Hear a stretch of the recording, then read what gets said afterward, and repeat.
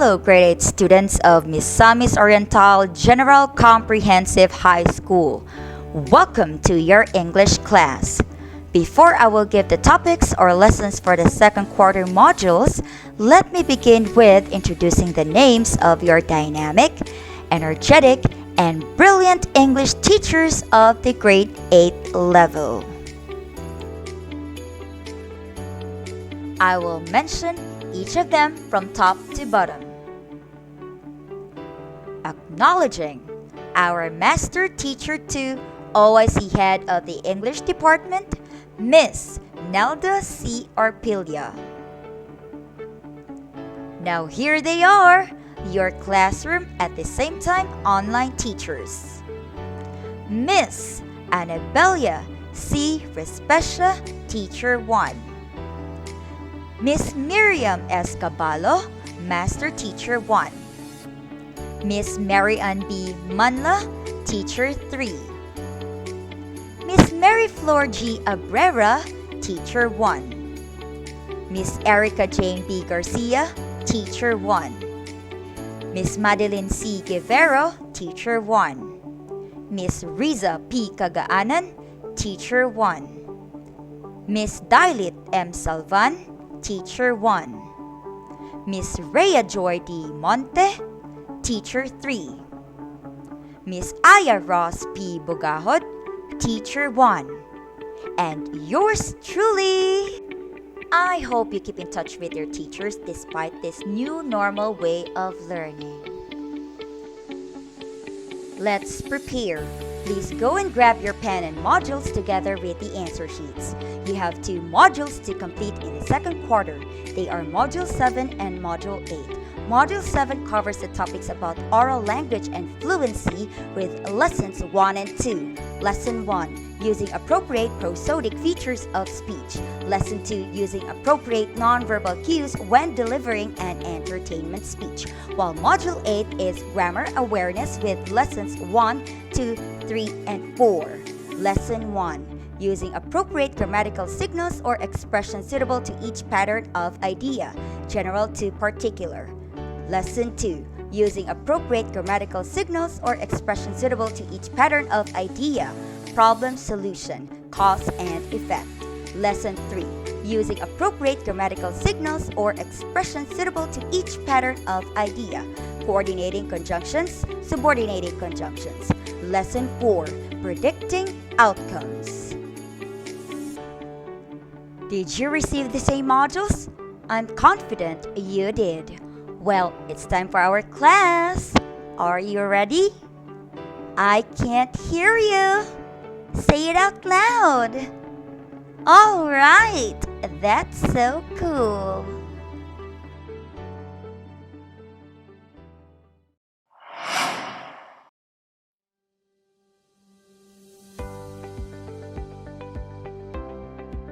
Lesson number 1. Using appropriate prosodic features of speech, and these are the stress and intonation. Stress may also be referred to as accent, such an important feature of spoken language that it determines not only the rhythmic. These nouns usually have the stress on the first syllable, while the verbs usually have the stress on the second syllable. Words that function as nouns: record, permit, contrast, object, desert, project. Function as verbs: record, permit, contrast, object, desert, project. Now let's read them side by side. Noun: record. Verb: record. Noun: permit. Verb: permit. Noun: contrast. Verb: contrast. Noun: object. Verb: object. Noun, desert. Verb, dessert. Noun, project. Verb, project. The rising and falling of the voice is another important prosodic feature of spoken English. It is sometimes called the melody or the tune of speech. Functions of falling intonation. First, statements or comments. Example: Jane bought a new laptop. Jane bought a new laptop. Second, the boys need some money. The boys need some money. Second function, WH questions. Example number 1. Where are you going? Where are you going? Second, what time is it? What time is it? Third function, low energy emotions such as boredom.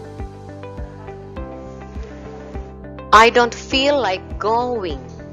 I don't feel like going.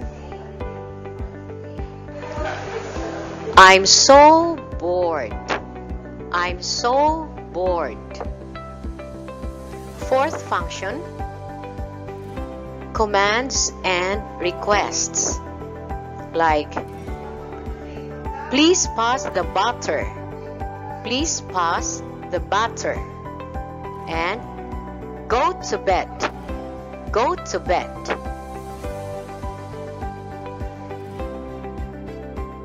Rising intonation is often overused by both non-native English speakers as well as native speakers.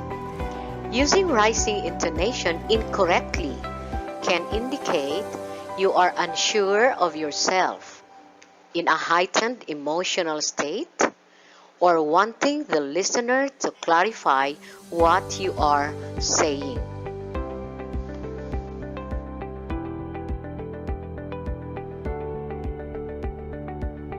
Questions with a yes or no answer.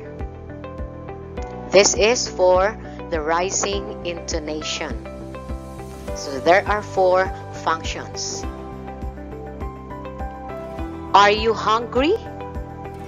The tone is rising, right? Are you hungry? Next. Is she here? Is she here? Second function, requests for clarification. Is he coming? Is he coming? Another, he did? He did? Third function, high energy emotions. Yay! I won! The tone is rising, right? Yay! I won! Or, stop it! Stop it! And fourth function is the tag questions. Like, the meeting is at 3, isn't it? The meeting is at 3, isn't it? Another example, you are going, aren't you? You are going, aren't you?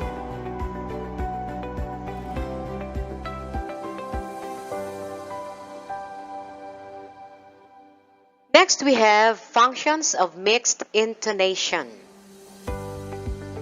One is offering a choice of 2 or more.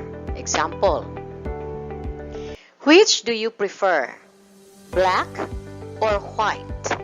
If you notice, you have the rising intonation followed by the falling intonation. Again, which do you prefer, black or white?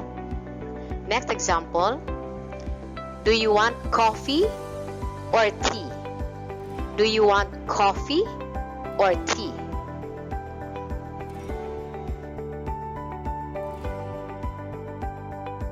Okay, this is activity 1. Try doing this at home. Think as if you were a robot. So you read the following sentences. It might be 1. Are you going to go with me? Are you going to go with me? Number 2. Come on, let's go. It's getting late. Come on, let's go. It's getting late. Number 3. You have to stay at home or you'll get grounded. You have to stay at home or you'll get grounded. You are like a robot. Activity 2, important or not? So you are going to answer the following questions. Number 1. Why are stress and intonation pattern important features of spoken English? Number 2. When do we use A. falling intonation, B. rising intonation, and C. mixed intonation? Next slide is the prosodic features. There are the variations in pitch, stress patterns, and duration that contribute to expressive reading of a text. A. Voice projection.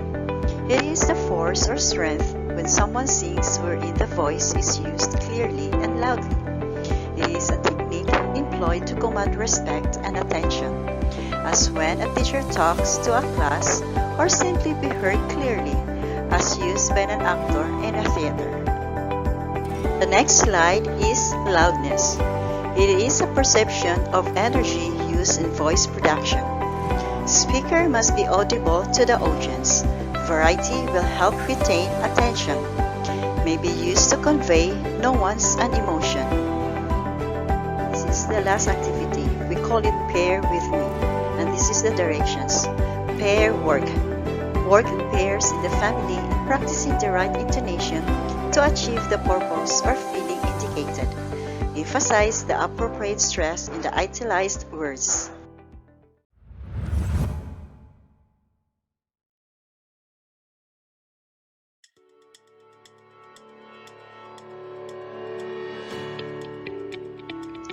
Good day, everyone. I hope you learned a lot from your teachers who discussed about Lesson 1, stress, intonation, and prosodic features. Now, moving on to our Lesson 2, which is using appropriate nonverbal cues when delivering an entertainment speech. Welcome, our dear students, and have fun learning. Hello, dear students. How are you today? I hope you are doing great. Teacher Annabelia and I welcome you to another day of learning opportunity. Before we start the lesson, these are the things which are expected from you at the end of the lesson. First, produce the sounds of English correctly and effectively when delivering an entertainment speech. Second, use appropriate nonverbal cues when delivering lines in an entertainment speech. And third, deliver a self-composed entertainment speech using all the needed speech conventions.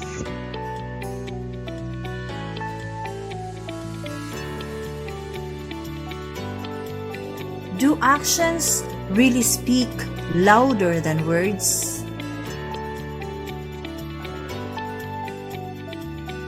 When people speak, they use their vocal cords. But when they converse, they use their entire bodies.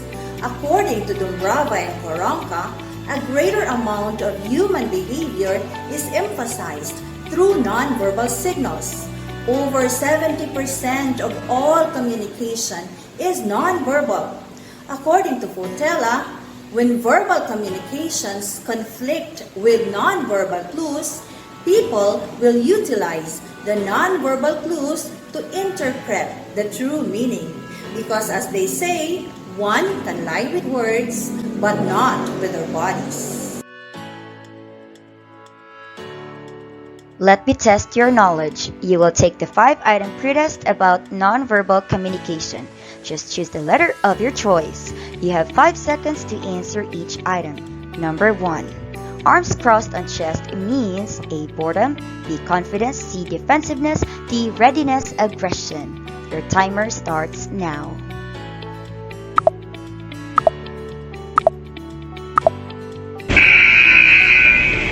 The correct answer is letter B. Number 2.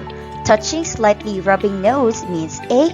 Anticipation, B. Evaluating, thinking, C. Dejection, D. Rejection, doubt, lying.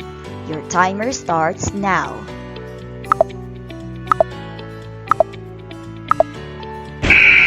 The correct answer is letter D. Number 3. In order to make it easy for the audience to listen, a speaker should A. Use simple information to build up understanding of complex information, B. Present as much information as possible to keep the audience interested, letter C. Present only unfamiliar information, audiences will be bored with the familiar, letter D. All of these are correct. Your timer starts now.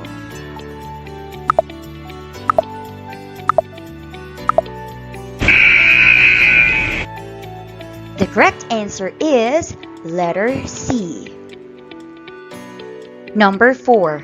The following choices are false about an entertainment speech except A. It tries to entertain audience. Letter B. It tries to sway the audience's opinions. Letter C. It tends to be non-controversial. Letter D. It tends to change the audience's attitudes. Your timer starts now.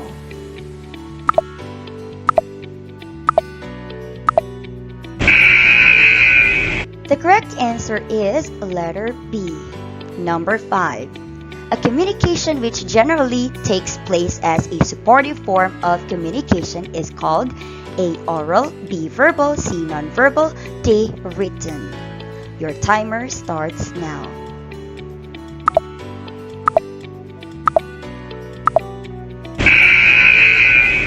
The correct answer is letter C. Well, congratulations to those who got a perfect score. To begin with, let us define what nonverbal communication is. What does it mean? So here it is. Nonverbal communication consists of a range of appearances or features that are oftentimes used together to help an expression. So later on, after this slide, we will discuss about the components of this system.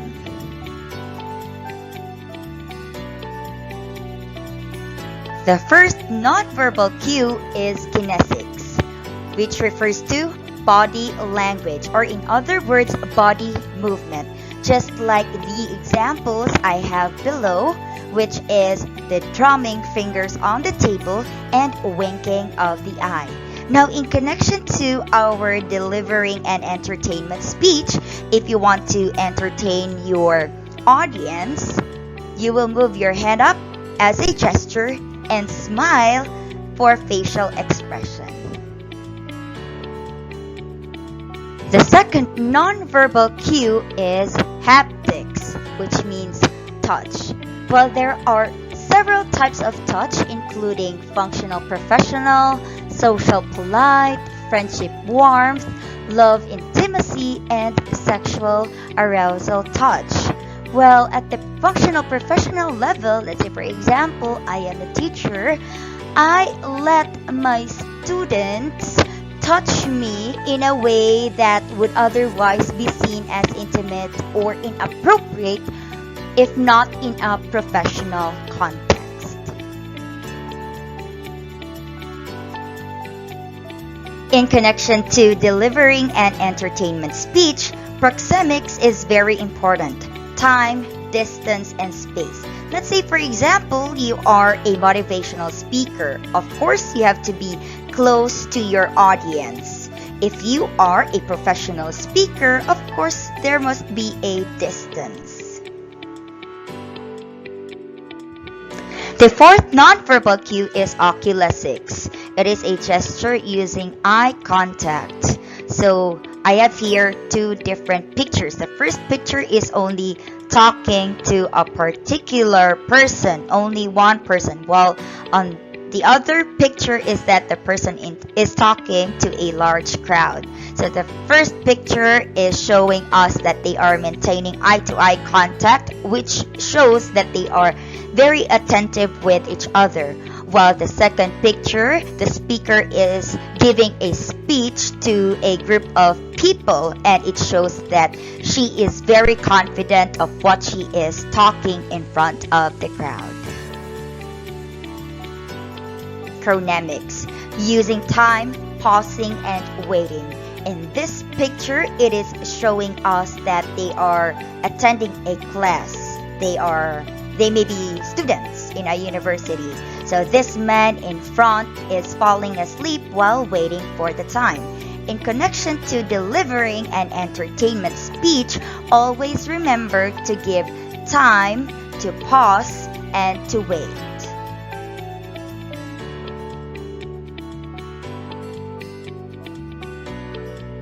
The sixth nonverbal cue is olfactics. It is the use of smell. In this slide, we can see two women with different reactions. So this nonverbal communication is giving us the expression that the woman on the left side likes the smell of the flower, while the woman on the right side doesn't like the smell. Maybe she has smelled a fart, a body odor, or a foul something. Vocalics includes the way you speak, such as your tone of voice. No matter what you might say, the way you say it can communicate more than the words you choose. Besides tone, vocalics might include the volume and pitch of your voice. Let's watch these videos. Hi, this is Miss Ring. Today we're going to have a conversation about why your pitch and tone of voice matters when you're having a conversation with other people. I'm going to show you three separate people who are going to say the same sentence using different tones of voices. You'll have to listen carefully. See if you can hear the difference. Are you ready? Last night, Mom left the lasagna in the oven a little too long, and let's just say, well, it wasn't edible. So they piled into the car and set off trying to find something to eat. When Mom asked, "What are you in the mood for?" Brian replied, "I don't care."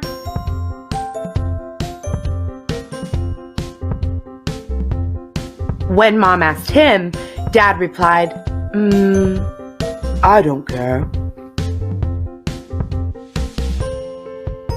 So Brian asked Mom, "What do you want?"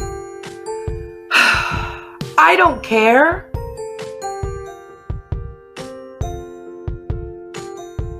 So what do you think? Could you hear the difference? All three people said, "I don't care." But one was angry, one was excited, and one was simply busy. Created using Powtoon. We can also use speed or volume to add emphasis and really highlight those key words, those key phrases that we want people to take notice of, the takeaway points in our wording, in our content. So for example, only 2 left, better get them now while they're hot. You know, the market traders in East London, in our markets in the UK, they speak really fast to get the message across, and they speak at great volume as well, right? Only 2 left! Of course, we don't want to turn into Mr. Shouty Man selling lettuces, so backing off. And using quietness is also a technique for emphasis. You can draw people in by going quiet as well. The eighth nonverbal cue is silence. It is the use of pausing, secrecy, and waiting. Generally, silence means the absence of any kind of noise. But in nonverbal communication, it is seen as an absence of speech. Like when you deliver an entertainment speech, you should avoid long silence. You should know when to apply silence, or else it will create a dead air to the listeners. However, the absence of speech doesn't mean that the person is not communicating with the other person. It depends upon the situation.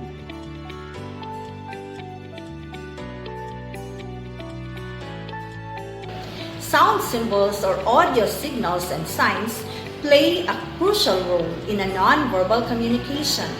Audio signals communicate the intended emotions in the form of sounds that are different for varying emotions. Let's hear the audio files.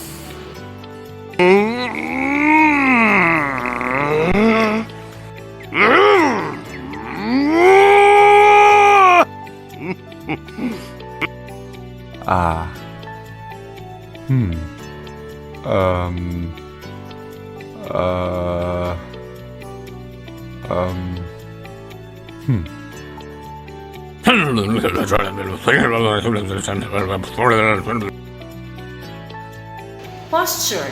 In humans, one of the means of communication is the posture of the body. In addition to facial expressions, personal distances, gestures, and body movements. Posture conveys information about interpersonal relations. Personality traits such as confidence, submissiveness, and openness. The 11th nonverbal cue is adornment. It is the use of clothing, hairstyle, and jewelry. This woman in the picture is Ma'am Adora Ponce from the Filipino department. She is a master teacher. So this nonverbal cue or communication is trying to express or trying to tell us that Ma'am Adora likes fashion or wants to be attractive. The last or the 12th nonverbal communication is locomotion. This means the use of walking, staggering, limping, running, etc. From the word motion, this means action. Now let's look at the first person on the left side. So what nonverbal communication is it expressing us or telling us? So this person is walking. This action is walking. So it is telling us that the person is going off to work. Now let's go to the second person. We can see an old man holding a cane. Alright? This action is staggering. Maybe the person is already weak because of his age or just injured. Now for the third person, you can see a person running. So maybe this person is in a hurry because he's late for work or trying to catch up a bus. And the last person is holding a dumbbell. Oh, no, it's not a dumbbell. It is a weight ball, a weight ball. So this person is exercising, trying to be fit. So those are the nonverbal cues in delivering an entertainment speech. Before we proceed to our activity, let us review first. What are the nonverbal cues? Number 1, kinesics. Number 2, haptics. Number 3, proxemics. Number 4, oculesics. Number 5, chronemics. Number 6, vocalics. Number 7, olfactics. Number 8, silence. Number 9, sound symbols. Number 10, posture.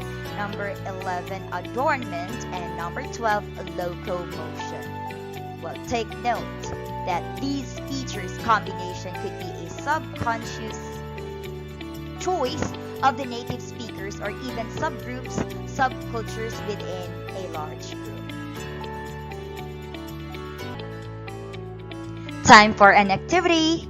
I hope you listened from my discussions very well, because in this activity you are going to tell me what non-verbal cues, which I will be showing you in the next slides.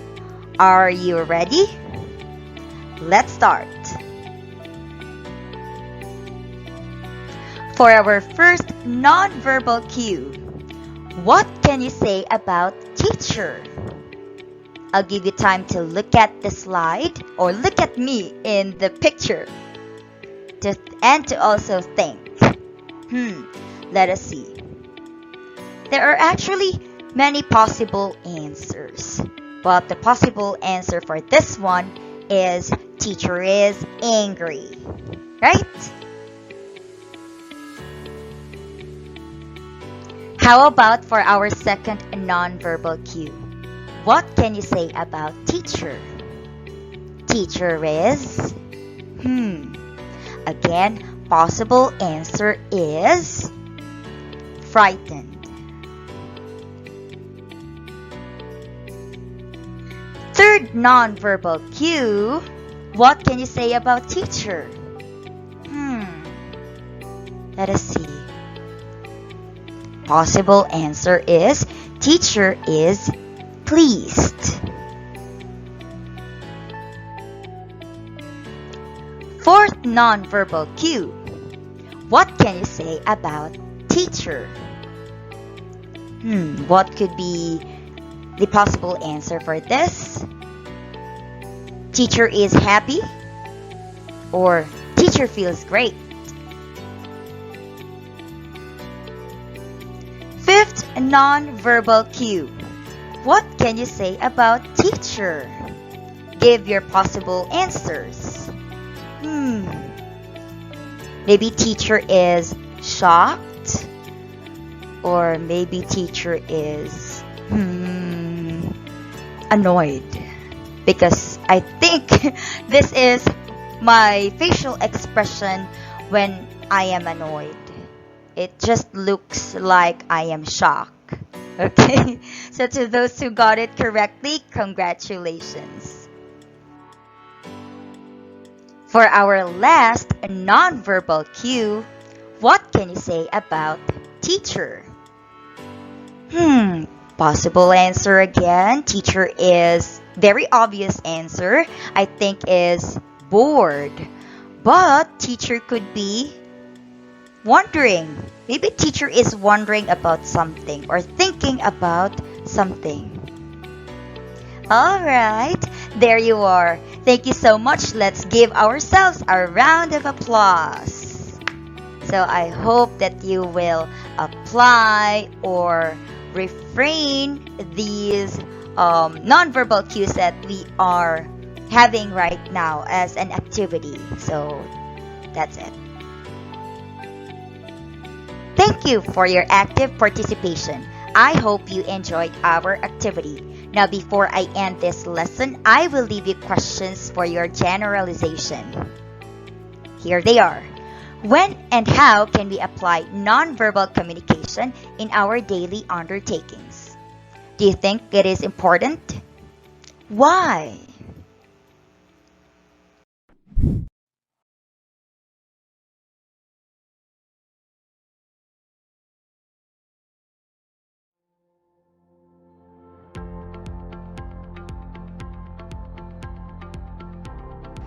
Hi everyone! Welcome to today's virtual class. We'll have a lot of lessons to learn today. For today, we will have the English subject for the grade 8 level. I am Miss Ayaros Pibogahod, your English 8 teacher from Misamis Oriental General Comprehensive High School. Here are some tips for successful video calls. First is to check in with your teacher. Gather your materials. Your modules or your answer sheets should be by your side. Second, be on time. Check in through the chat when you arrive. Third is to stay engaged. Nod or thumbs up if others are talking. Fourth one is to mute your mic if you're not speaking so as not to disturb the other participants. Fifth one is to use the chat or raise hand to share ideas. Wait for the teacher to call on you or unmute your mic. Last one is to take notes in a document or on paper for future reference. Are you now ready, students? I guess you're all now ready. Before we will start the new lesson, we will have a game first. It is called Jumble. This will be our game mechanics. Jumbled letters will be shown to the screen. Try to guess the word. Raise a hand if you want to answer by pressing the Raise a Hand feature in your meeting app. If you are called, unmute your mic to answer. First jumbled word. H, T, U, R, T. The hint is the first letter is letter T. Do you have a word in mind? I guess you have it right. The correct answer is truth. Next jumbled word. A, F, C, U, T, L, I, A, Y, T. Try to guess the word. The hint is it is a synonym of reality. Do you have a word in mind? This is the correct answer. Factuality. Next word. G, M, E, N, D, J, U, T. The hint is it is a word that means making sensible decisions. Do you have a word in mind? The correct answer is judgment. Another jumbled word. N, P, O, I, N, O. The hint it is the first letter that starts with O. Do you have a word in mind? I think you got it right. The correct answer is opinion. This will be all of those jumbled words that we have relates to our topic for today, differentiating facts from opinions. This will be our objectives or goals for today. You will be able to learn the importance of distinguishing facts from opinion and express judgments based on facts. Defining the terms. Fact is a statement that is known or proven to be true, while opinion is a statement of belief of judgment about something. Here is a table for the basis for comparison for fact versus opinion. Fact is based on observation or research, while opinion is an assumption or personal view. Fact is an objective reality, while opinion is a subjective statement. Fact is verified, that is, possible, while opinion is verified as not possible. Fact represents something that really happened, while opinion is just a perception about something. Fact is universal, while opinion differs from person to person. Fact uses words that show with unbiased words, while opinion uses words that is expressed with biased words. Fact is not debatable, while opinion is debatable. Fact has the power to influence others, while opinion does not have the power to influence others. Take a look at these statements. Rodrigo Duterte is the 16th President of the Philippines. It is indeed a fact that Rodrigo Duterte is the 16th President of the Philippines. Luca is the cutest pet in the whole world. Luca is the cutest pet in the whole world is just an opinion. Why? Because for the lady at the right side, Luca is the cutest pet, while for the lady at the left side, Luca is not the cutest pet. Once again, opinion differs from person to person.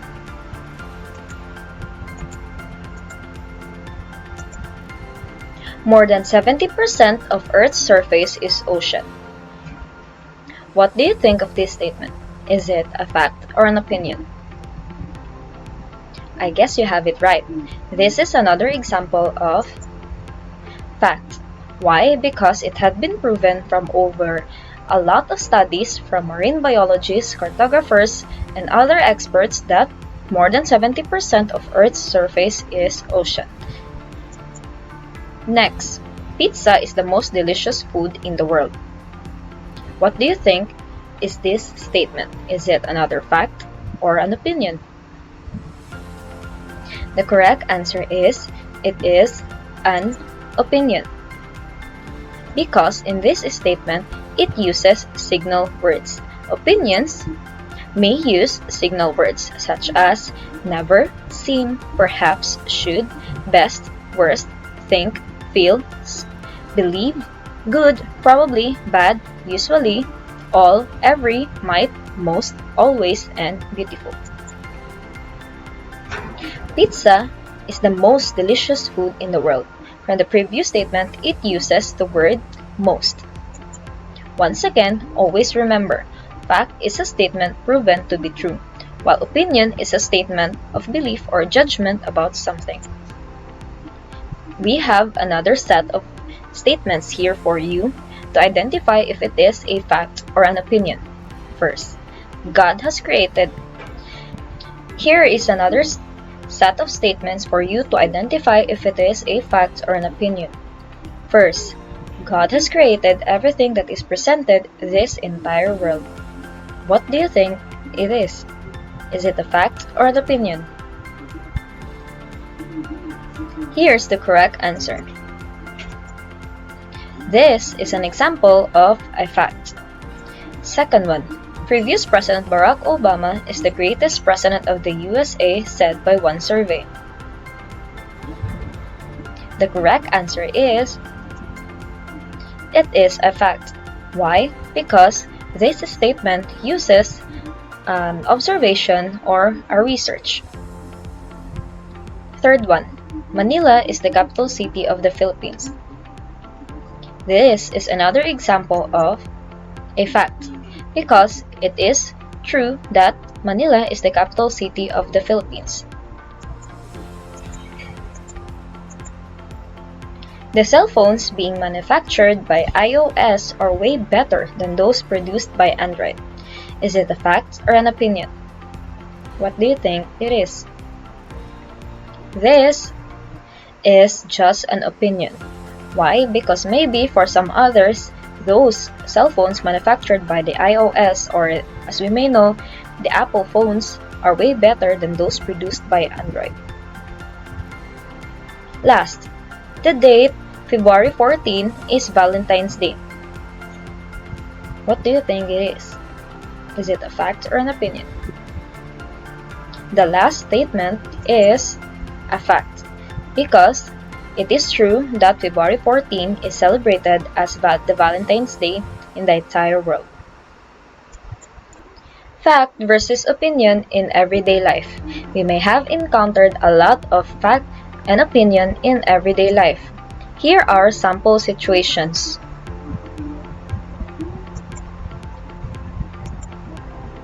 First situation. We have here two women inside a store. The first woman said, "Everything in the store is 50% off," while the second woman said, "This is an amazing bargain." Which of the two states a fact and an opinion? The first woman wearing the purple dress, or the second woman wearing a casual clothes? I guess you have it right. The first woman in a purple dress said a factual statement, because in the situation, the store is selling off their items at 50% off, while the other one said that this is an amazing bargain is just an opinion, because for her, the items on the table is an amazing bargain. Next situation. We have here a child inside the comfort room. He said, "Someone forgot to flush the toilet. This bathroom smells funny." Which do you think of his statements speak of a fact or an opinion? and an opinion. Yeah. The one inside the cloud or the other one inside a balloon-shaped speech balloon? I guess you have it right. The statement someone forgot to flush the toilet is the truth. That is why he is complaining. And the other one is just an opinion because he described what he smelled inside the comfort room, which, as I said here, is it smells funny. Okay. Another sample situation. We have here in the photo a man swimming in the pool. He said, the water is exactly 64 degrees Fahrenheit. The water is too cold. Which of his statements state a fact and an opinion? I guess you have the mastery now.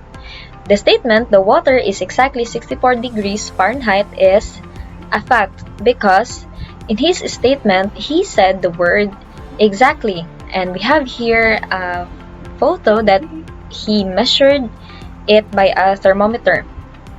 And the other one is just an opinion because he described what temperature is the water that he is in. How does knowing the differences between fact and opinion help you when you read?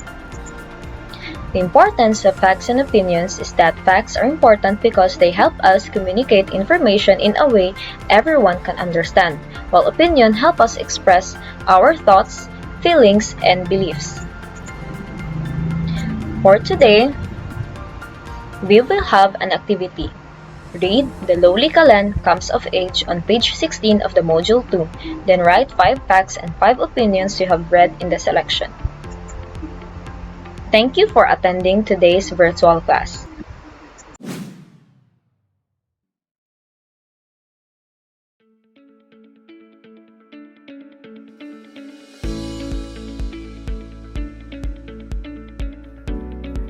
Hello, grade 8 learners of Misamis Oriental General Comprehensive High School. Welcome to our English class. It's another good day to learn English. This is Miss Riza, your teacher for today. This is Lesson 2 of Module 8 Grammar Awareness. Using appropriate grammatical signals or expressions suitable to each pattern of idea development, problem solution, cause and effect.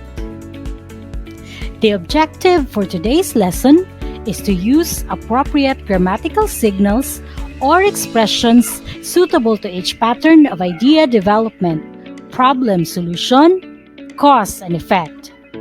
The grammatical signals necessary for problem and solution idea development we will learn are the modals, and for cause and effect, we will learn signal words. Before we start with the lesson, let us have a review of yesterday's lesson on general and specific statements. Now, I want you to get your answer sheets and pen. Okay, ready? There are 5 statements here, and the instruction says, write the word general if the statement is general and specific if it is specific. Number 1. Going somewhere makes me feel renewed. 2. Blue is my favorite color. Number 3. We have many problems in life. 4. It was no doubt why he was on top of his class. He was not only intelligent, but also diligent in his studies. And last number, dogs are man's best friend. You are given 60 seconds to write your answers. We'll check your answers after. Timer starts now.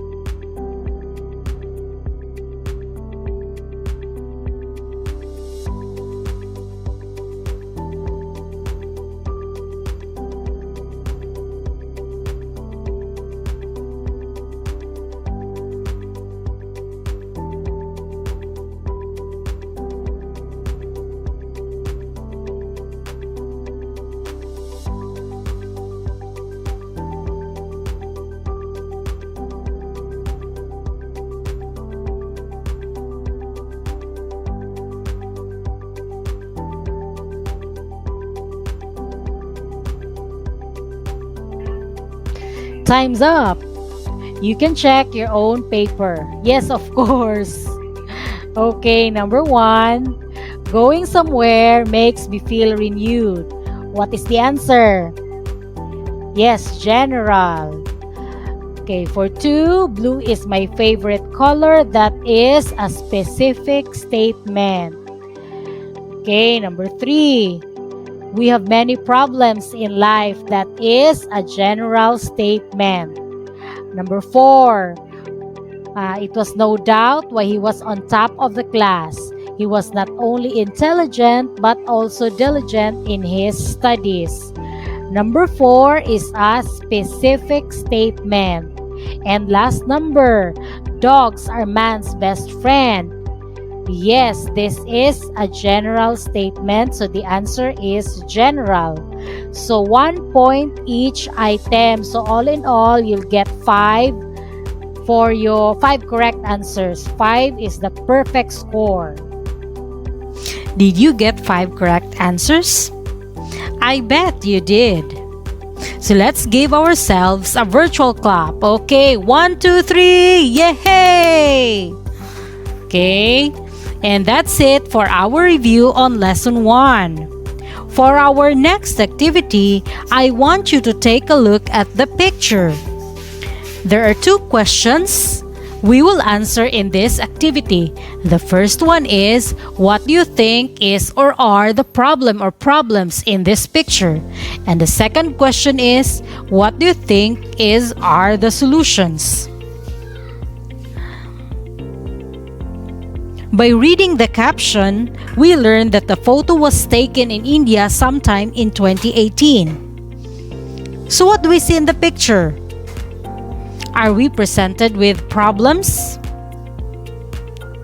What problem is it?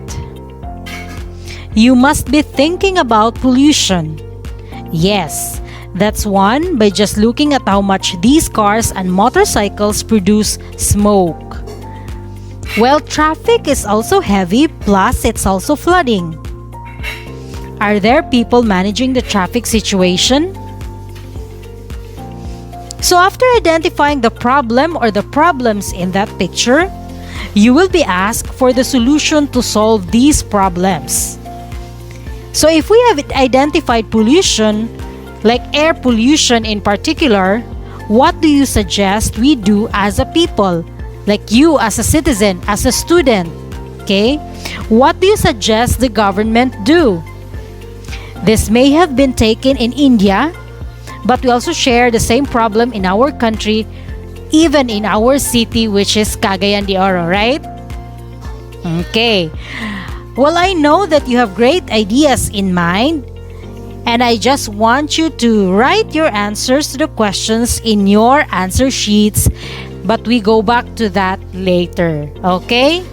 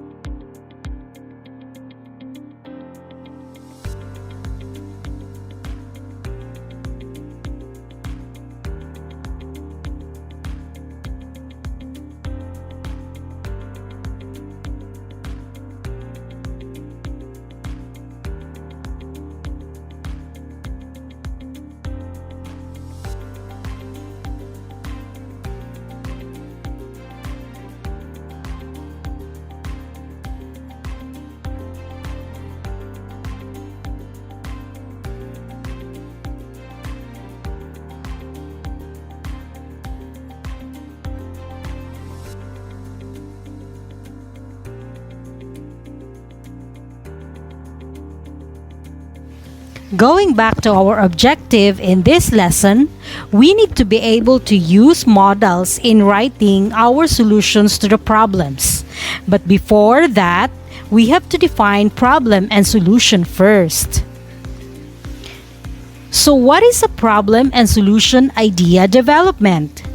Can you help me read this, grade 8 learners of MOGS? Okay, problem and solution is a pattern of organization where information in a passage is expressed as a dilemma or concerning issue, a problem, and something that was, can be, or should be done to remedy this issue, solution or attempted solution.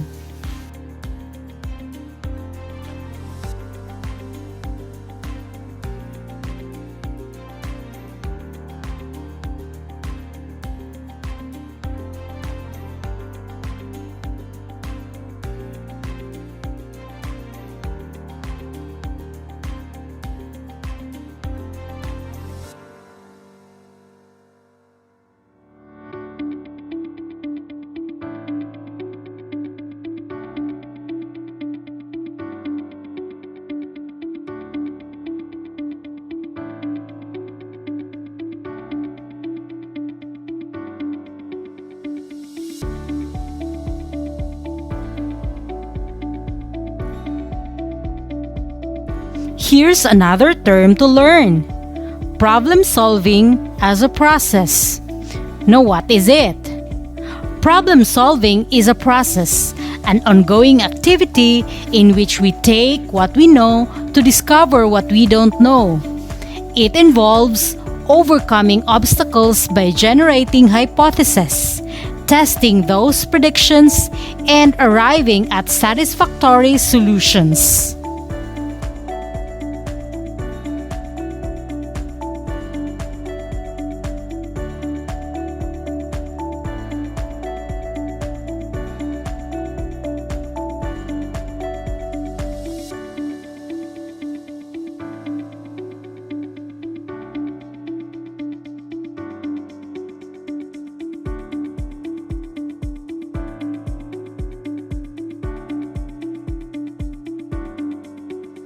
In writing using the problem-solution idea development, we use models.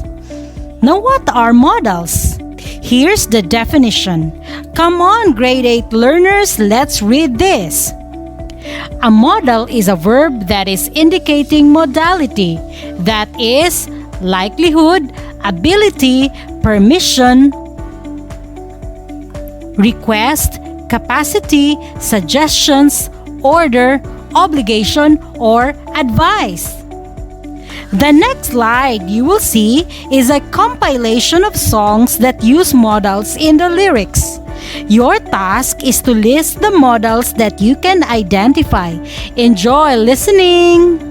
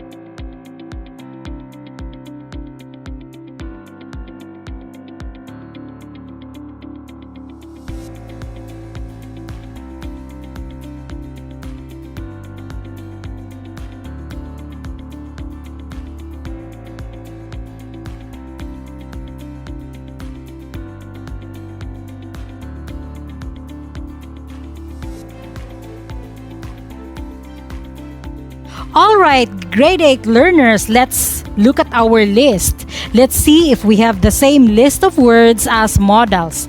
Now I have here, the first one is can from the song Treat You Better. And then from Taylor Swift, I have here must and can. I also have can for Justin Bieber. And then from Ed Sheeran, I have could and could from Adele. I also have may, can. There's another modal may, and the last one I have on my list is the modal might. Okay, so those are the models that I was able to list as I listened to those songs. Now, my question is, how do we use modals in sentences? Here on the slide, the question is, what form of verb should you use after modal verbs? Okay, the answer is, they are followed by a verb in the base form. Now, what is the base form? What does it mean? So, for example, we have the verb go. Okay, our verb is go. What is the past tense of the verb go? It is went. And what is the past participle? Okay, the past participle is gone. Now, my question is, with that word, with that verb, what is the base form? Is it go? Is it went? Or is it gone? I know you know the answer, but let's make it clear. Okay, so the base form is go. Okay?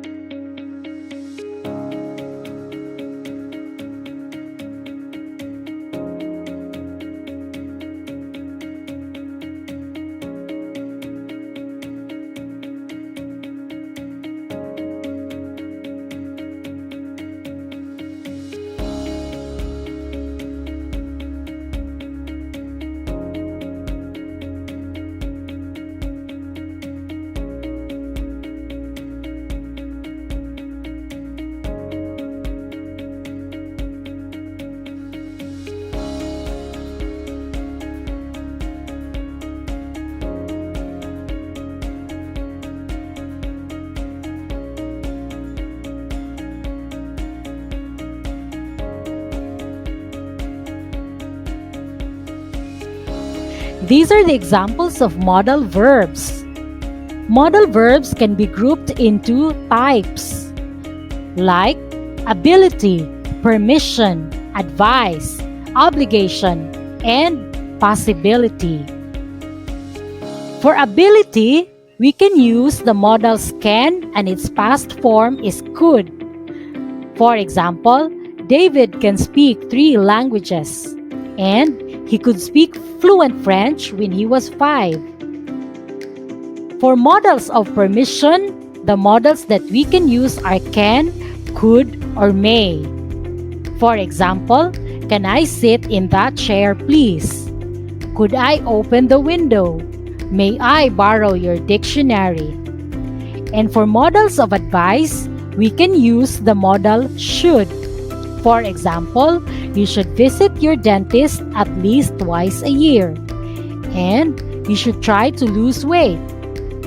For modals of obligation, the examples are must and have to. I must memorize all of these rules about tenses. You have to take off your shoes before you get into the mosque. For possibility, there are 4 modals that we can use, like might, may, could, and can. For example, it looks nice, but it might be very expensive. Richard may be coming to see us tomorrow. So those are the modals, the types, and the examples in sentences. I hope you have learned something. Now going back to the picture I have shown you, which of these modals would you use when you want to give advice to the government officials? I think we would be choosing should, Must and have to, these are the modals of advice and modals of obligation. Okay? Here are more examples of modals of obligation. Remember that verbs of obligation are must, have to, and should. What is the past of have to or has to? It is had to. We use must for personal obligation while we use have to for general obligation. Now here are more examples in sentences. Come on, grade 8 learners, let's read this. You must stop here. You have to wear a seatbelt when you drive. You must answer at least one question. You should call Mary. I know she misses you a lot. She looks sick. She should go home. I must do some work. You shouldn't have smoked. I have to return the book now. I had to wear a school uniform when I was a child. Okay, I hope you understand the examples and how they are used in sentences. So let's go back to the picture I have shown earlier. So I'm presenting you 3 solutions to the problems identified. Okay, first, people must be encouraged to use public transportation. Second, we should plant more trees and avoid deforestation. And third, government officials should strictly implement existing laws on environment protection. Okay, grade 8 learners, here's another problem solution example in a graphic organizer. Let's read this. Problem. Joshua is doing his assignment due the next day. Suddenly, a power outage occurs. Solution. Joshua must sleep and wake up early to finish his assignment. Second solution. Joshua ought to use candlelight with care. Third solution. Joshua may discuss the assignment with parents or anyone who can help. And concluding sentence, Joshua submits his assignment the next day. Now, the question, grade 8 learners, can you help me identify the modals used in those examples? Okay, so to answer the question, what modals were used in the example? The first solution, the modal is must. In the second solution, what do you think is the modal? Yes, ought. And the third solution, the modal is may. Okay, isn't this easy, grade 8 learners? I know that you can also use these modals in your problem solution paragraphs later. Grade 8 learners, let's read a paragraph and answer the following questions. The first one is, what is the problem? The second is, what is the solution? And the third question says, what modals were used in the paragraph? Same with the past activity. Okay, let's read along. Because the world dumps tons of garbage and waste onto the planet every day, recycling should become the law. The real problem is that every week, each family of 4 generates enough trash to fill 32-gallon garbage cans. This happens because people are lazy, have busy lives, and buy products with excessive packaging. If people knew there was an immediate consequence for this waste, they would be more inclined to recycle. We must acknowledge that no one likes to pay a fine or have the government tell them what to do. But if recycling were required, we could reduce the amount of trash produced by at least 50%. The best solution to curbing pollution is to enforce recycling by law. Okay, so let's try to answer those questions. Okay, so to answer the 3 questions, first one, what is the problem? Okay, so by looking at the paragraph, we can say that the problem is the amount of garbage generated by families. Okay, and what is the solution? There's only one solution, and that is to enforce recycling by law. And the third is what models were used in the paragraph. There are 4. The first one is should. The second one is would. The third one is must. And the fourth one is yes, could. Did you get those correct answers? Okay, grade 8 learners, I hope you learned something from our discussion on the use of models in writing your problem solution paragraphs. This time, you will be answering an evaluation which is in your learning module. This one, for this paragraph, the problems are already identified for you and your task is to give solutions. Ready? Now, grade 8 learners, I'd like to welcome you to the second part of our discussion on using appropriate grammatical signals or expressions suitable to each pattern of idea development, which is cause and effect. Well, I know that you already know something about cause and effect relationship. Now, let's just add more knowledge to what you already know. Okay? What is cause and what is effect? A cause is the reason for something happening, while effect is what happened. Cause and effect explains why things happen. There are signal words that help identify cause and effect.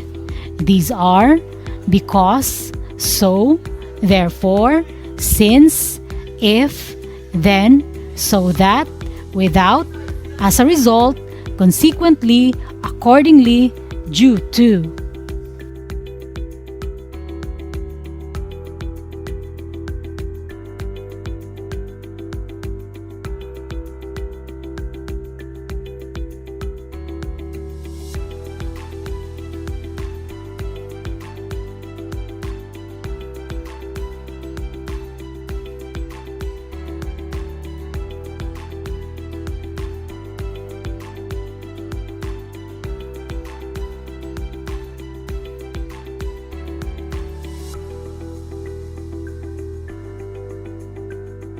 Let us study the signal word because in sentences with this sentence structure. Clause stating the effect plus because plus clause stating the cause. For example, she chose to be a social worker because she wanted to serve the people. Now, grade 8 learners, can you help me identify the main clause and subordinate clause in our example? Let us review. A clause that can form a complete sentence, standing alone, having a subject and a predicate is the main clause, while a subordinate clause is a clause that cannot stand alone as a sentence. Therefore, the clause, she chose to be a social worker, has a subject and a predicate. It can stand alone as a sentence is our main clause. And because she wanted to serve the people is our subordinate clause. Very good. In this example, effect is written at the beginning of the sentence, followed by because and the cause. Again, let's read the sentence together, grade 8 learners.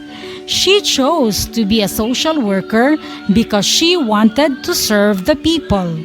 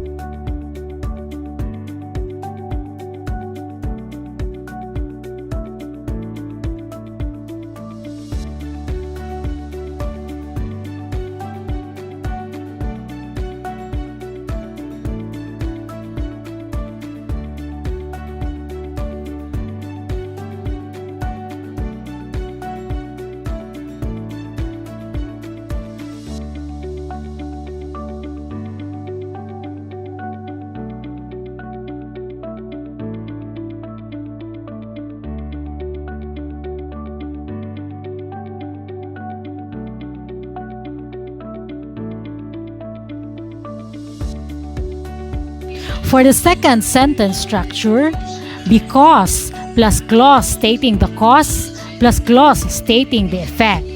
The example is, because she wanted to serve God, she chose to be a nun.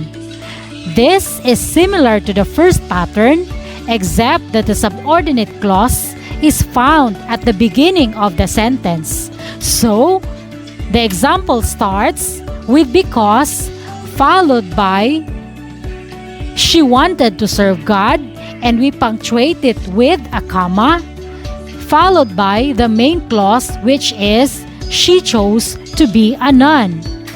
Again, the sentence structure is because plus clause stating the cause plus clause stating the effect.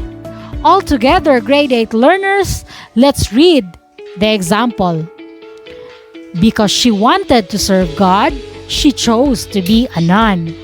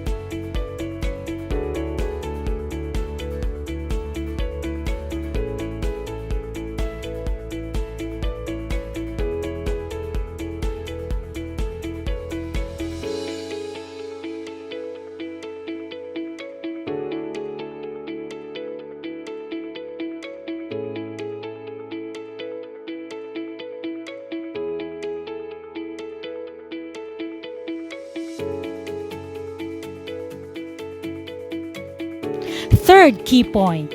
Our signal word here is because of. The sentence structure is clause stating the effect plus because of plus noun phrase giving the reason or cause. What is a noun phrase? A noun phrase is a phrase that functions in the same way as a noun. Example, she chose to be a nun because of her dream to serve God. This is a simple sentence with the prepositional phrase beginning with because of. The noun phrase, her dream to serve God, is the object of the preposition. Question: what is the preposition in the sentence? Okay, the preposition is of.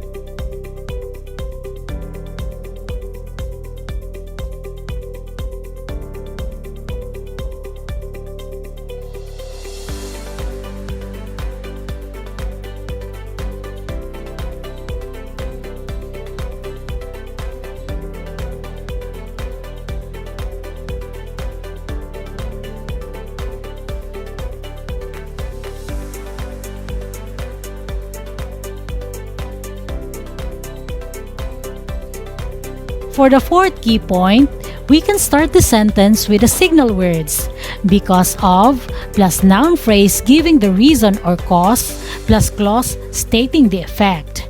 The example sentence is, because of her dream to serve God, she chose to be a nun. Remember to use comma after the cause. The cause and effect relationship can be expressed in a variety of ways aside from using because. Such markers are accordingly, inevitably, thus, on account of, since, then, as a result of, due to the fact that, consequently, therefore, and so. Can also be used to express a cause and effect relationship.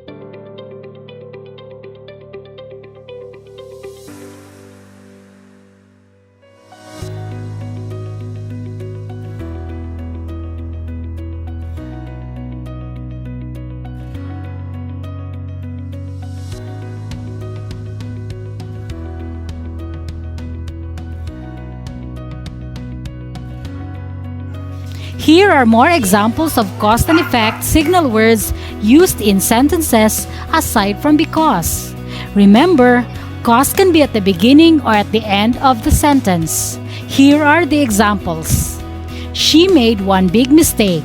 As a result, she lost her job. Mary studied hard for the chemistry exam. Therefore, she got an A+. It rained heavily. Consequently, the football game was called off. It is too late, so that we cannot go to the cinema. He didn't complain to the police. Accordingly, the police took no action. She was very tired as a result of working late.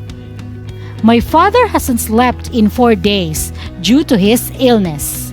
They cannot go to the cinema because it is too late. My success was largely due to luck. They have had to postpone the meeting owing to the strike. Due to the bad weather, the match was cancelled.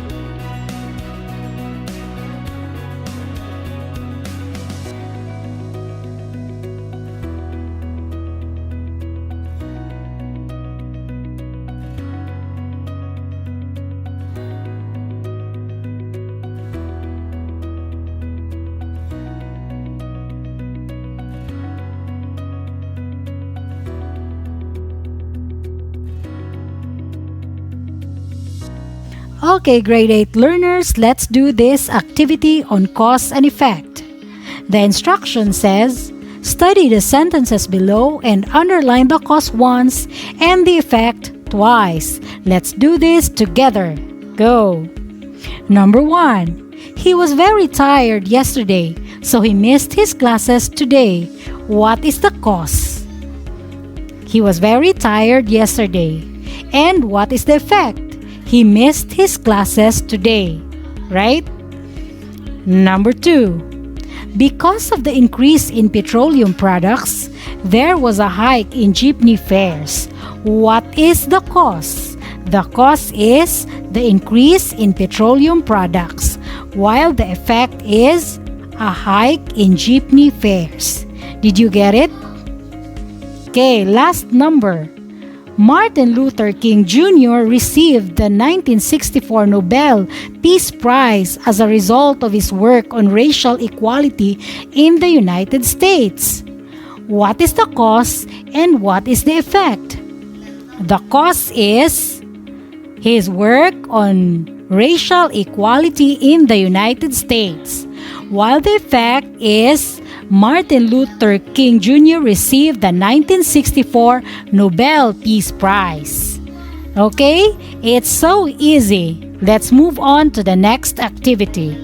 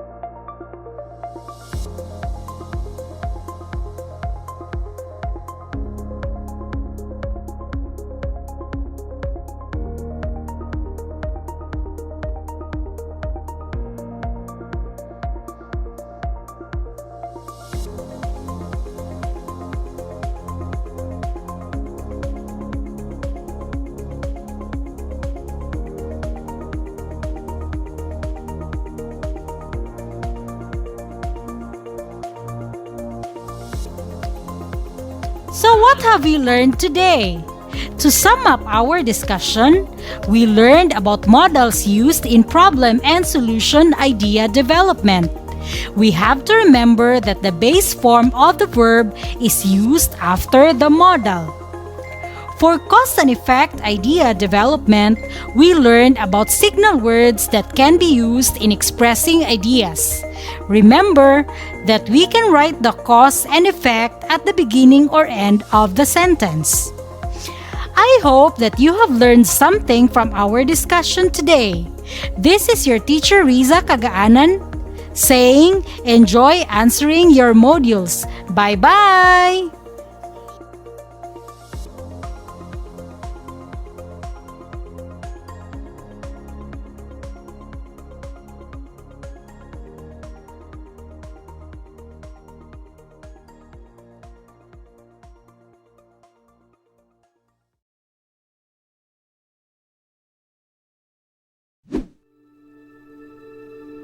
Today is a brand new day because God is good, isn't it?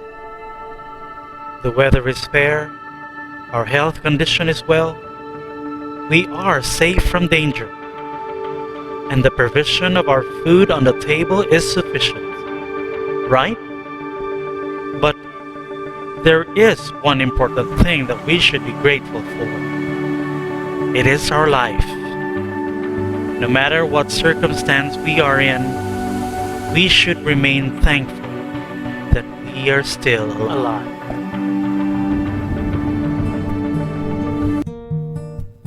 So are we set for today's lesson? Alright, then let's get it going. Welcome to English Lesson Coordinating Conjunctions. Welcome students to our English class. Now, at what part of speech is a word that is used to combine words or phrases and clauses of ENUAL importance? When I say combine, like to join or to connect, here are some examples. Beans and rice, cooking dinner and fixing breakfast. We knocked on the door and we answered. And now what do you think is the common word in every line? Or how is it used in each line? That's right, we are using conjunctions. Now what is a conjunction? A conjunction is a word that joins words or group of words. Or a conjunction is a word that connects other words or group of words. Am I just repeating this over and over? A conjunction combines words and phrases and clauses of ENUAL phrases. When do we use this? Beans and rice, that we are using the word use to join the words. Or cooking, dining, fixing breakfast, and fixing breakfast. See? We are using the same line too. Now, we knock on the door and we answer. So in this case, we're combining two clauses. A clause of the subject and a verb. There are other forms of conjunctions. So we have the conjunctions we use and, but, or, nor, or so, yet. They are also called coordinating conjunctions, which we will explain later. They are used to connect, join, and combine words, phrases, and clauses. So these are the tricks and tips that you need to know. Here are some examples of conjunctions used to combine words, phrases, and clauses. One is conjunction joining words. The underlined words are joined by the conjunctions, such as beans and rice, sad but true, movies, or television, Egypt, Italy, and Spain. There's also the conjunction joining phrases, such as here we have an example like go for a walk or read a book, after breakfast but before lunch, cooking dinner, and fixing breakfast. There's also conjunction that is joining clauses. I wanted to call, but it was late. A deer ran, for they smelled smoke. We knocked on the door, and they answer. So you notice that we are using and, but, or, but, and. Those are the conjunction words. Or, easier said, the trick is this. Remember the acronym FANBOYS. Write it down, FANBOYS. That is for, and, nor, but, or, yet, and so. Wow! Time really flies so fast. Now let's put what we have learned into practice, okay? So we have our practice test here, and on each line indicate whether the parts are joined as words or phrases or clauses, okay? Number your notebook 1 to 10, write only the answer. You only have 10 seconds per item, okay? Words, clauses, or phrases. Are you guys ready? Only 10 items. Do you have your notebook now? Alright, let's go. Let's go. You can do this. Words, clauses, or phrases. Write the whole word, okay?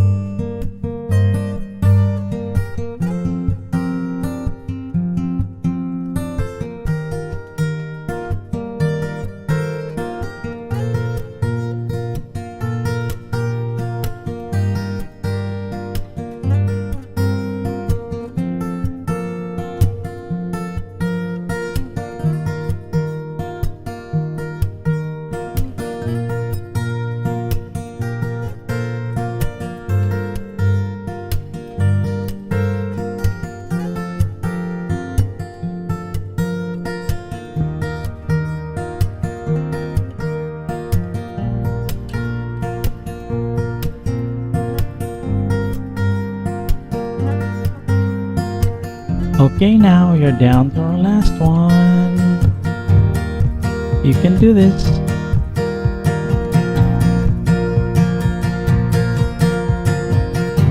Last item. Here we go.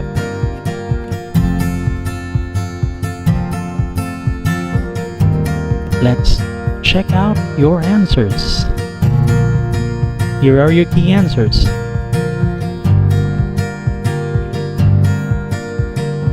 Okay, so what do we have? We have number 1, the answer is words. Number 2, clauses. 3, clauses. 4, words. 5, phrases. 6, phrases. 7, clauses. 8, clauses. 9, phrases. And 10, clauses. Wow, so what do you have so far? Let us know. Of course, you submit your results to your teacher, don't forget, and it's nice to have that and assess how much you got. So we'll take a short break and then we'll be right back after the intermission. So stick around.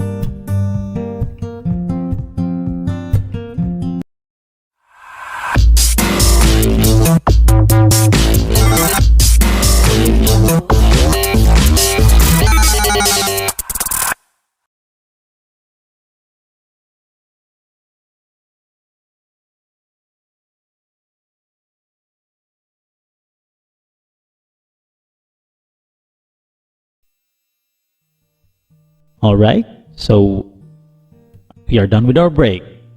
Are you guys ready? You got your books, notebooks, paper? Well, let's move on. So, conjunctions connect words or groups of words, right?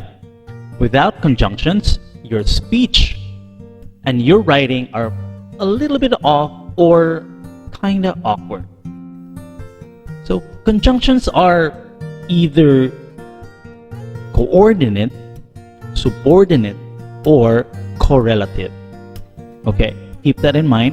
3 kinds: coordinate, subordinate, or correlative. So we will be taking notes about this. I will define what these are. So let's start with coordinate conjunctions, which we actually discussed a few minutes ago before the break.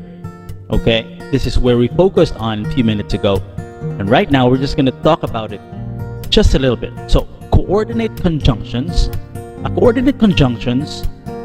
or let me say, a coordinate conjunction connects words or groups of words that are independent of each other.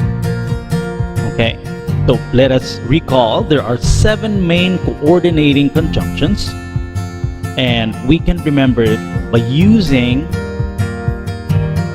an acronym FANBOY. FANBOY, that's FANBOYS. Or, nor, but, or, yet, and so. But wait, we have a ruling here, okay? We have a punctuation rule that when using a coordinating conjunction to connect to independent clauses, it is important to always remember to put a comma before the conjunction. This is also making it easy, or this is making it easy for us, right, to find the conjunction because it is found after the comma. Here's an example. We are hungry, comma, for we hadn't eaten for 5 hours. All right? So you see that before there's a punctuation before the conjunction for. Okay, so make a note of that. With this type of conjunction, there is a comma and then followed by the conjunction. Now moving on, we have the conjunctive adverb. What is a conjunctive adverb? Anybody familiar with this one? Conjunctive adverb joins 2 independent clauses or sentences. Okay, words used such as however, moreover, therefore, nevertheless, notwithstanding, furthermore, and consequently. These are conjunctive adverbs that are used commonly on transition. So here's an example. We wait for a while. Here's an example. Here we are. I went to the mall after work. However, I did not find what I was looking for. Here's another example. You see here there's an independent clause joined by a conjunction. Now let's go and learn from another example. Here's a sentence. The album sold more than 1 million copies. Moreover, it won a Grammy. Let me rephrase that. The album sold more than 1 million copies. Moreover, it won a Grammy. Notice the use of semicolon and comma between the conjunction adverb. So, with that thought, are you checking it now? Okay, that's very good. All right. Remember this acronym. Okay, are you guys ready? Writing notes? Still writing notes. Okay. Remember this acronym. THAMOS or THAMOS. Not Thanos. Okay, that's from a movie. THAMOS. THAMOS meaning an acronym for the following words: therefore, however, as a matter of fact, meanwhile, otherwise, still. That's THAMOS. He is famous for. These are the most common adverbs. Now let's move on to the next type of conjunction, which is the subordinate conjunction. A subordinate conjunction connects a subordinate clause on which it depends. It's an independent clause. Subordinating conjunctions show the relationship between dependent and independent clause. the main subordinate conjunctions here are although, though, as if, or as though, because, if, since, that, unless, whereas, while. Are you getting it? Okay, just write it down. Alright, here's the punctuation rule. When dependent clauses is placed in a sentence, use a comma between two clauses. So this is different, okay? When it comes to being a subordinate conjunction, if it's this type of conjunction, you use comma between two clauses. Example. Here's an example. Though she saw danger, you see the comma, Martha was not afraid. The independent clause here is though she saw danger. Okay, and you notice there's a comma there. Okay. Another one is because it was raining, we could not get out to play. Here's another rule. When independent clause is placed first in the sentence, do not use a comma between clauses. Are we getting it? Are we getting it? Okay. Example. Here's an example. Watch this. Martha was not afraid though she saw the danger. You see the comma? There's none, right? So, guys, okay. Let's keep this in mind, okay? Are you with me? Still there?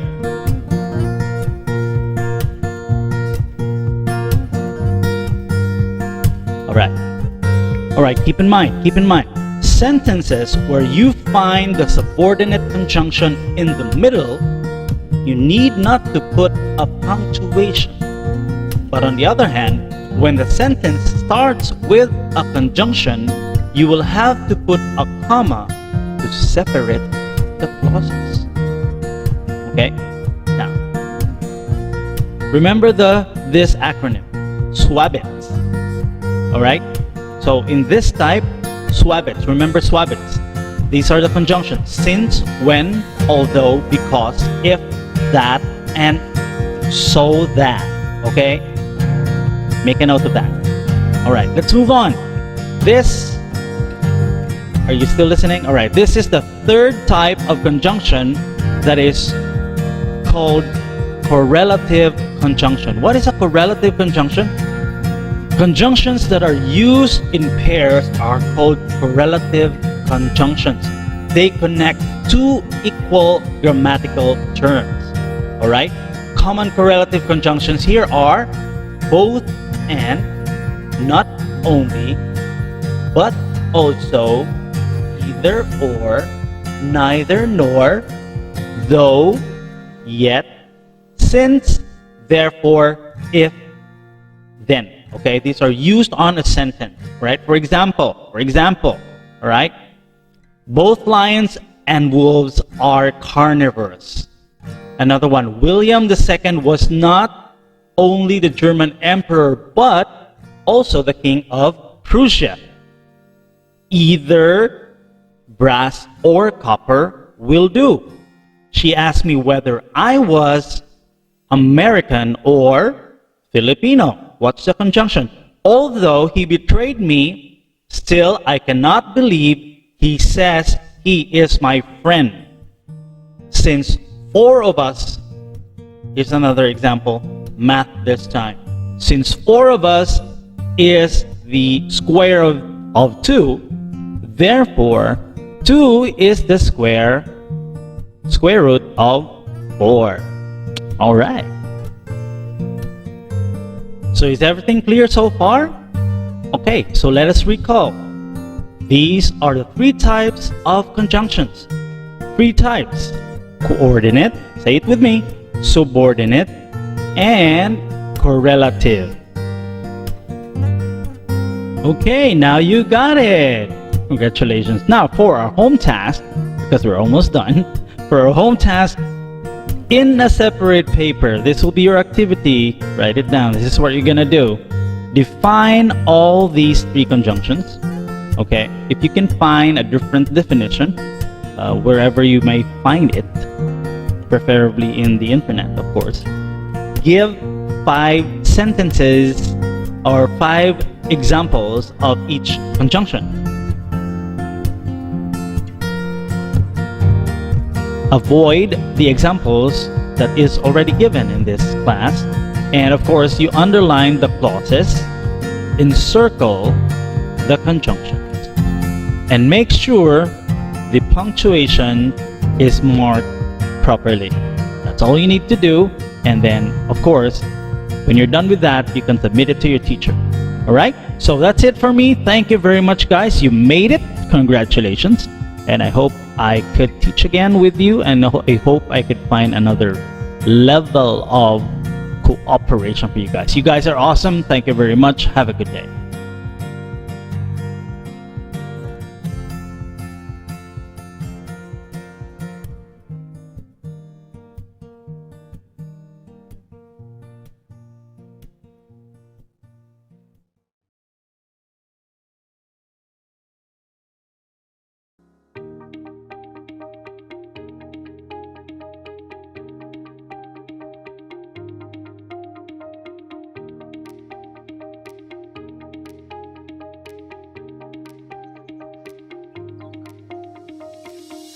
Our lesson today is about predicting the gist of the material viewed based on the title, pictures, and excerpts.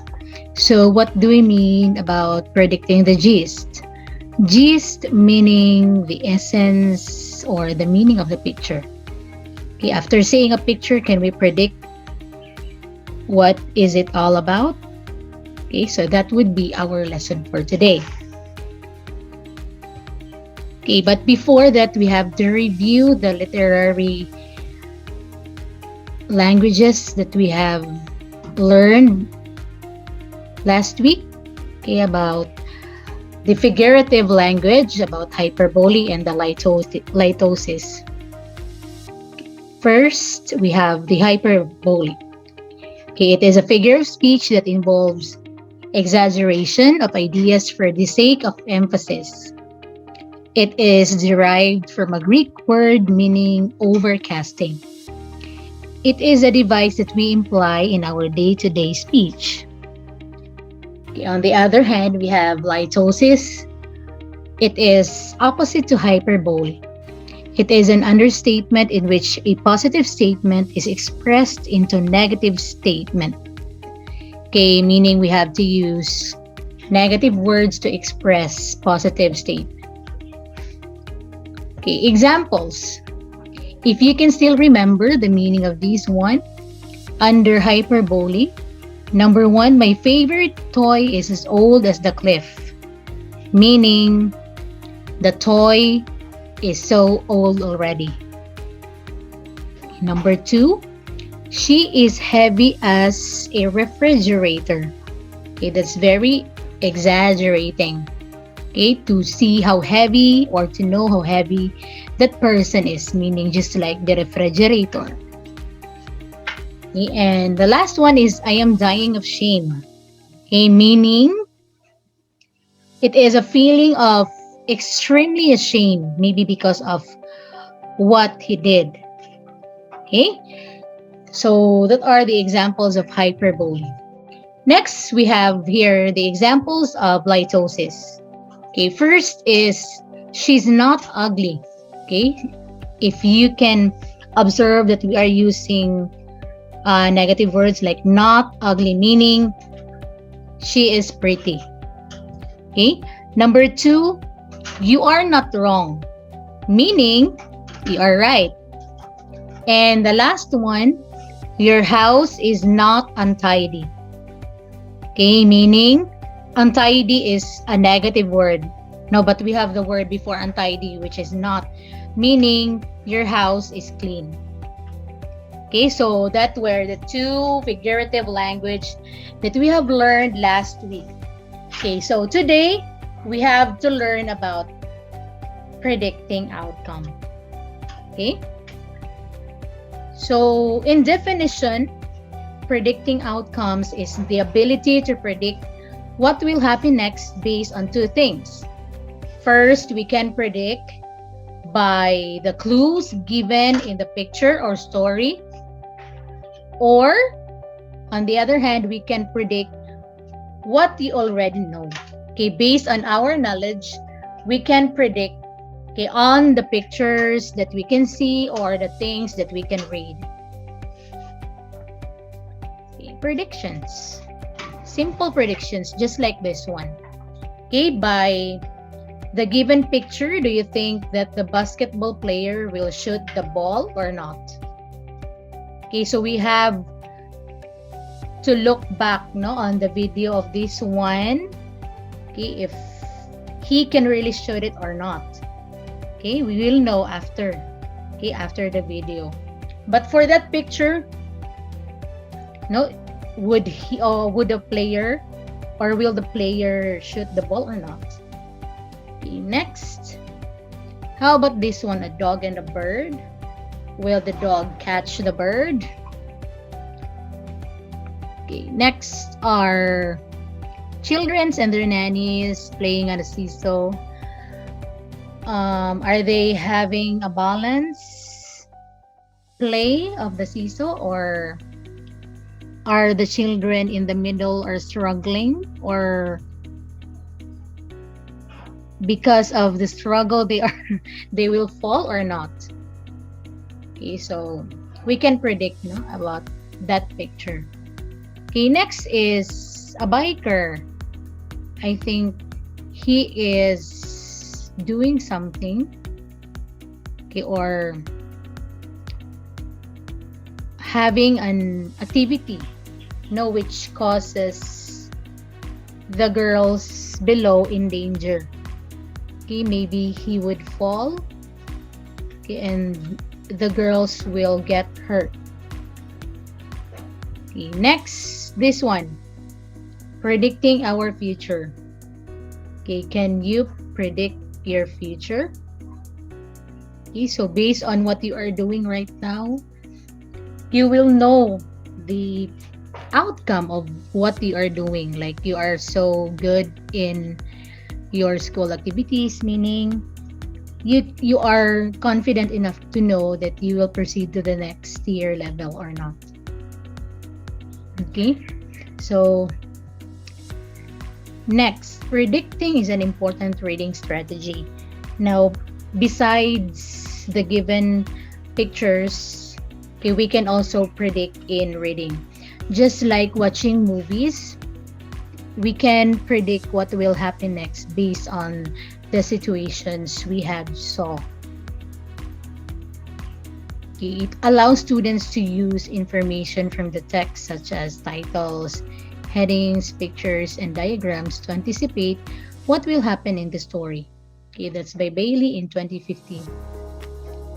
Next, have you experienced reading the lines of your palm and predicting your future? Okay, just like what the fortune teller is doing.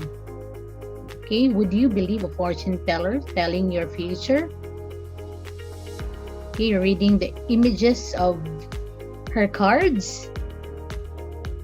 Okay, that would be, or that would depend on the person. Okay, if he would believe it or not. Next, did you go to a bookstore and buy a book because you like the cover and the title? Okay, there are some readers who would consider first the cover of the book. Okay, just like this one. Which one will you read? Okay, would you prefer love stories or actions or suspense or horror?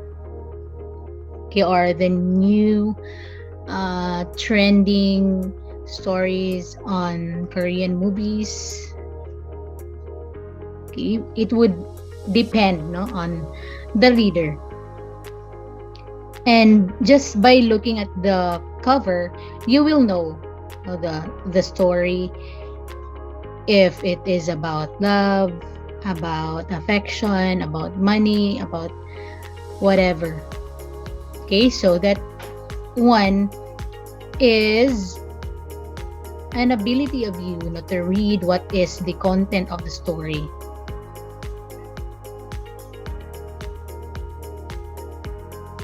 Most of the time, a reader sees the title of a text, looks at a picture on the cover, or reads the first line. Prior knowledge from what they've learned and or from life experiences is used to make predictions.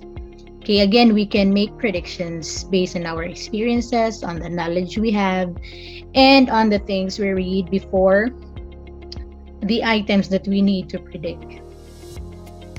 Okay, predicting is an ongoing process that keeps the reader engaged as he or she tries to figure out what is coming next by making new predictions.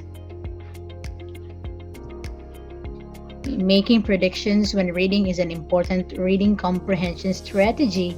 It could improve learners' thinking skills. So as you are predicting what will happen next, you are gaining another ability. You are gaining a new skill in reading. In this lesson, we will predict the gist of the material viewed based on the title, pictures, and excerpts. We are done with the pictures, okay, and the titles of the books, the covers. Okay, how about the excerpts? Okay, for our first activity, okay, we call it Name It. Okay, predicting the title. We have to look at the picture in column A and try to match the title and the passage in column B. So you will write your answers in your answer sheets, in your modules. Okay, try to match the titles. That would be 1 to 5. Okay, so as you are answering, let us before you will answer the activity, we will review again what is prediction or predicting outcome. It's an ability to predict what will happen next. Okay, so that would be our lesson for today. Thank you for listening, and God bless us all.